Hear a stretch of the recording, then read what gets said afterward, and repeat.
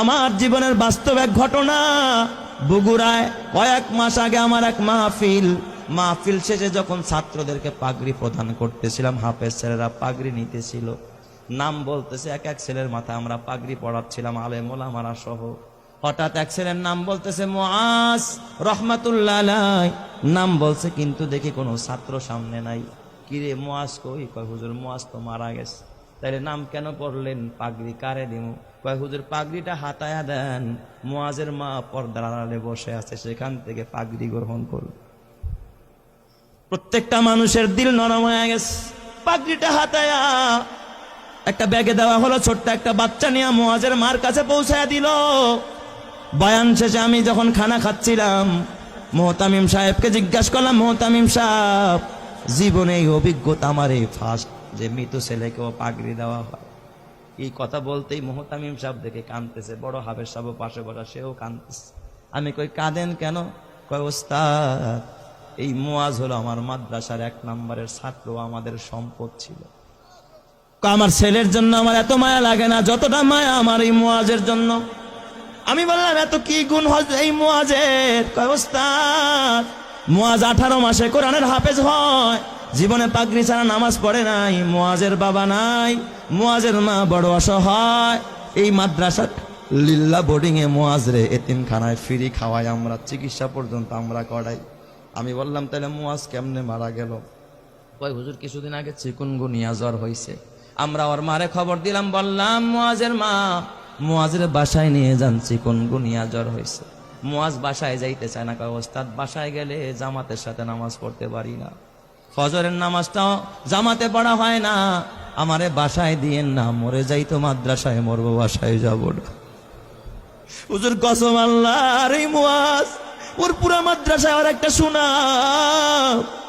মুআজ বাসায় যায় না, মৃত্যুর আগের দিনও জোহরের নামাজটা মসজিদে গিয়া পড়েছে, আসর থেকে নিয়ে তার অবনতি, রাত্রিবেলায় এশারের নামাজের পরে আমরা পার্শ্ববর্তী ক্লিনিকে নিয়ে গেলাম, সেখানে বাবা অক্সিজেন লাগায় রাখছে। প্রায় গভীর রাত্রে মুআজ ওই রাতে ইন্তেকাল করেছে। হুজুর মুআজ ইন্তেকাল করেছে, আমরা স্তব্ধ হয়ে গেছি। মুআজের দাফনটা আমাদের মাদ্রাসার গেটের পাশে মাদ্রাসার কবরস্থানে আমরা করেছি। হুজুর আমি বললাম তাহলে ঠিক আছে, মুআজ ইন্তেকাল করলো, তাহলে পাগড়ি কেন মুআজের মাকে দিতে হবে? ওস্তাদ আপনি তো জানেন না। এই কথা বললাম, মোহতামিম সাহেব একটা ডেস্কের বয়ের টান দিয়ে একটা চিঠি বের করছে। কয় দেখেন এই যে পত্র পাঠাইছে মুআজের মা। আমি চিঠিটা খুইলা দেখি মুআজের মা লিখছে সংক্ষেপে, ওস্তাদ হাফেজ সাহেব সব ছাত্রকে পাগড়ি দিবেন, কিন্তু আমার কলিজার টুকরা, আমার কলিজা সেরা ধন মুআজরে পাগড়ি থেকে বঞ্চিত কইরেন না, আমার মুআজরে পাগড়িটা দিবেন। এই আবেদনটুকু করেছে। হাফেজ সাহেব মুআজের মারে ফোন দিয়া ব্যাখ্যা চাইলো কেমনে পাগড়ি দিব। মুআজের মা ফোনের মাধ্যমে জানায়, ওস্তাদ এই দুনিয়া আমার মা নাই, বাবা নাই, চাইছিলাম আমার মুআজ আমারে দাফন করবে, আমার সন্তান আমারে জানাজা পড়ে আমারে কবরে রাখবে, কিন্তু আমার মুআজ যে আমার আগে চলে যাবে আমি মা ভাবতে পারি না। এই দুনিয়ায় এখন আর আমার কেউ নাই, দুনিয়া আমার স্বামী নাই, আমার মা নাই, বাবা নাই, আমার কলিজার টুকরা মুআজও চলে গেল।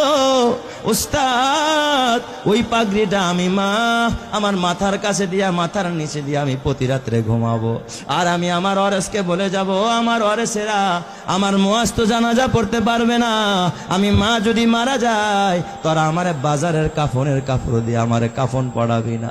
আমার মুআজের যে পাগড়িটা মাদ্রাসা থেকে পাইছে, আমি মাকে আমার কলিজার টুকরার পাগড়িটা দিয়ে আমি মারে কাফন পরাই আনছি। আমি এই পাগড়িটা কাফনের কাপড় হিসাবে ব্যবহার করব, এই জন্য আমি শুধু পাগড়িটা চাই। ও আমার মা গো, কালকে যদি মরে যাও মা, নাকের ফুল থাকবে না, কানের দুল থাকবে না, গলার মালা থাকবে না, হাতের বালা থাকবে না মা, খালি হাতে যেতে হবে মা,